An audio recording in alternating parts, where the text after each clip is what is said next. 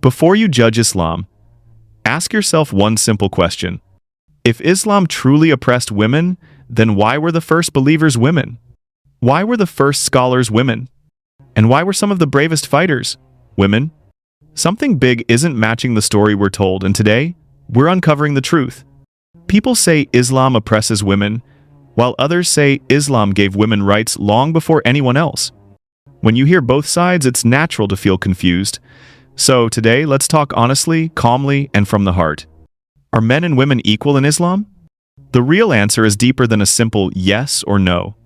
Islam teaches that men and women are equal in value and equal in the sight of Allah. Equal in dignity. Equal in reward. Equal in the chance to rise. Islam never says one gender is better than the other. Allah looks at your heart and your actions, not your gender. But equality doesn't always mean being identical. It means being honored, being trusted, being given roles that protect, support, and balance each other. Think about the world before Islam. Women had almost no rights. They had little control over their own lives. They had no voice, no choice, no protection. In some places, baby girls were buried before they could take their first breath. This was the world Islam entered into. And then, everything changed. Women were suddenly given rights that shocked the people around them. Rights to own. Rights to choose. Rights to learn. Rights to speak.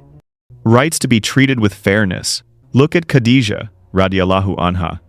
A leader. A businesswoman. A woman who ran one of the most powerful trading companies in Makkah. She saw the goodness in the Prophet Muhammad, peace be upon him, and she chose him. She proposed to him, and he honored her like no one else. Look at Aisha, radiallahu anha. Sharp, intelligent, fearless with her voice. She became a scholar whose knowledge shaped Islamic history.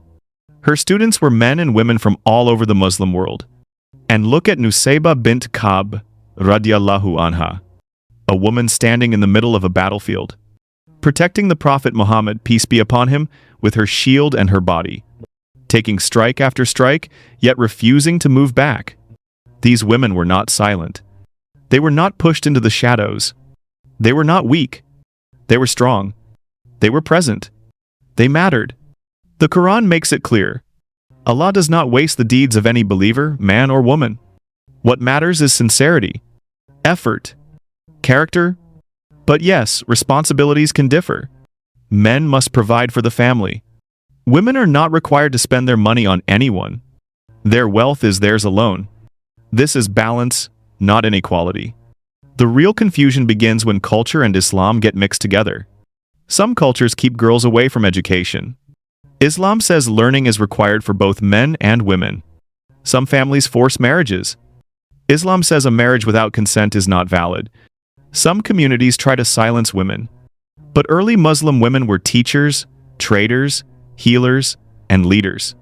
So many things blamed on Islam are actually cultural practices, things Islam came to erase. There is a powerful moment in history that proves this. A woman came to the Prophet Muhammad, peace be upon him, in pain, complaining about being treated unfairly. She raised her voice. She spoke from her heart. And Allah responded by revealing the opening of Surah Al-Mujadilah about her case. Her voice was so important, it became part of the Quran. Forever. But today, not everyone follows the teachings of Islam. Some hold on to culture. Some misuse religion. Some hide behind tradition while ignoring what Islam actually says. And when people see these mistakes, they blame Islam, not the culture behind them. Imagine a young Muslim girl. She hears the stories of Khadija radiallahu anha, Aisha radiallahu anha, and women who shaped Islamic history. But maybe in her own home she sees girls being silenced or limited.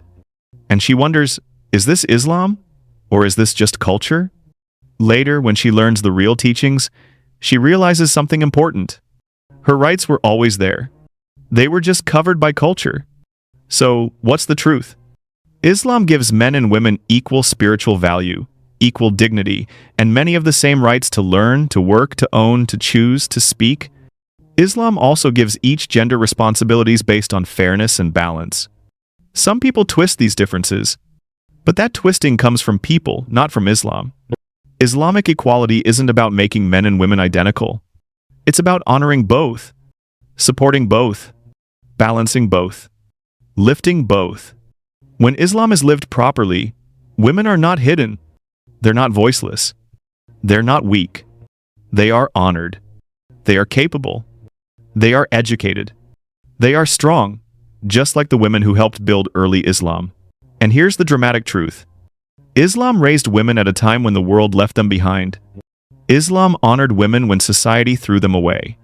Islam protected women when no one else would. The real enemy has never been Islam. It has always been ignorance, culture, and those who misuse religion for control. When the teachings of Islam are followed as they were meant to be, women aren't just respected. They are lifted.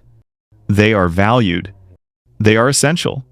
Watch the next video, the story continues there.